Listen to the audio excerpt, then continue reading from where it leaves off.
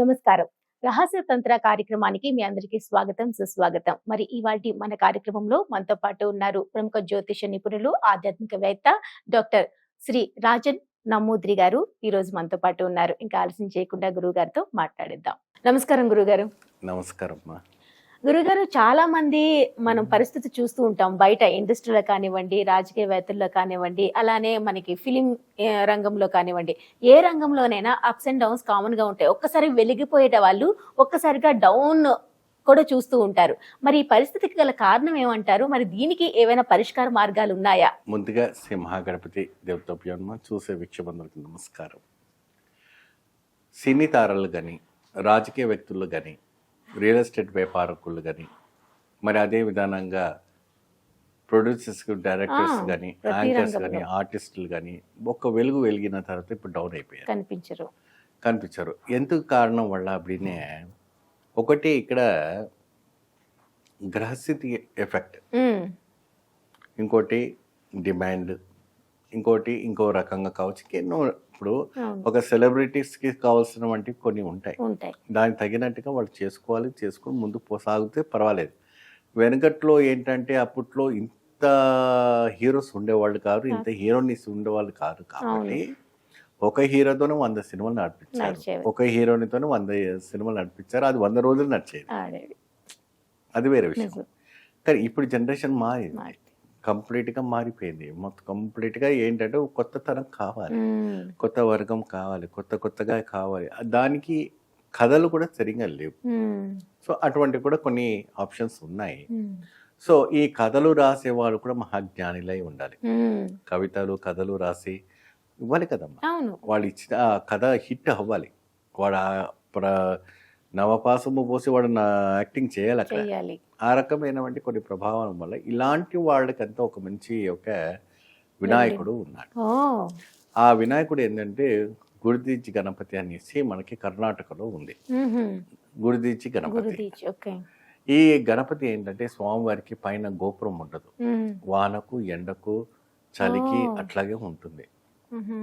ఆ గుడిదీచి గణపతికి దగ్గరికి వెళ్ళి ప్రత్యేకమైనటువంటి ఆ అభిషేకము పూజ చేసి, అంటే సంకటహర చతుర్థి రోజున అక్కడ ఉండాలి. ఉంటే ఆ రోజు చాలా చక్కగా స్వామివారికి అభిషేకం చేస్తారు. ఈ రాజకీయ వ్యక్తులు అందరూ కూడా ఎక్కువ శాతం అక్కడికే వెళ్తారు, సినీ తారలు అక్కడికే వెళ్తారు. మీరు చూసి ఉంటే యేసుదాసు కూడా ఎప్పుడు కూడాను ఆయన పుట్టినరోజు కొల్లూరులో ఉన్నటువంటి మొగాంబిక దర్శనం చేసుకుని తర్వాత గుడిదీచి గణపతిని దర్శనం చేసుకుంటాడు ఆయన. సో చిన్నతనం నుంచి కూడా అలా చేయటం వల్ల ఆయన బాగా పాపులర్ అయ్యారు కూడా ఉన్నారు కూడా. ఆ ఒక శక్తి కొన్ని పీఠాలు మనిషిని ఆహ్వానించుకొని ఉంటాయి. ఇప్పుడు మనకు 4 పైసలు వచ్చాయి కదా, మనకు మించిన వాళ్ళు ఎవరు లేరనేసి మనం ఉంటే అది పతనానికి అవుతుంది, పతనానికి అవుతుంది. కాబట్టి జనాల్లో ఆకర్షితమైనటువంటి శక్తి రావాలంటే ఈ గురుజితి గణపతిని పూజించడం వల్ల అద్భుతమైనటువంటి ఫలితం రావటం. అంటే తెరలో ఉన్న వాళ్ళకి, తెర వెనకలు ఉన్న వాళ్ళకి వేరు. తెర వెనకలు ఉన్న వాళ్ళకి వస్తే కుబేర పూజను, కుబేర అంటే ఇప్పుడు ప్రొడ్యూసర్స్, డైరెక్టర్స్ వీళ్ళంతా ఏంటంటే కుబేర లక్ష్మి గణపతి పూజ చేసుకోవడం వల్ల అద్భుత ఫలితం రావటం జరుగుతుంది.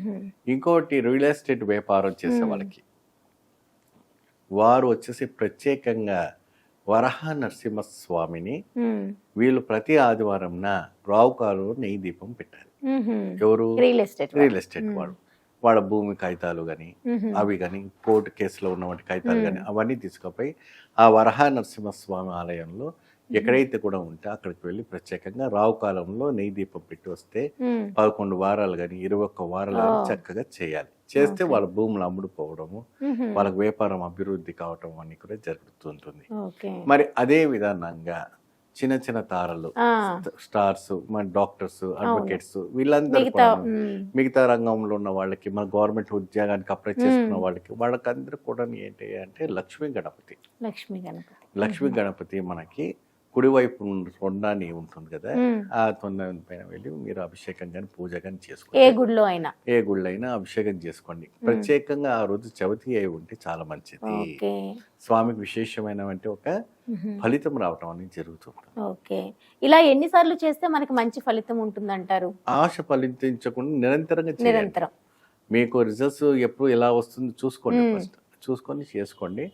ఇలాంటి వాళ్ళకి ప్రతిరోజున ఒక లవంగము, ఆ, ఒక మంత్రం చెప్తాను. ఉమ్, ఆ మంత్రాన్ని చెప్పిన తర్వాత ఆ లవంగాన్ని నోట్లో వేసుకోండి. ఉహుం. మీకు వద్దన్న కోట్లు పడతాయి, ఓ, వద్దన్న కోట్లు వస్తాయి. కోట్లు వస్తాయి.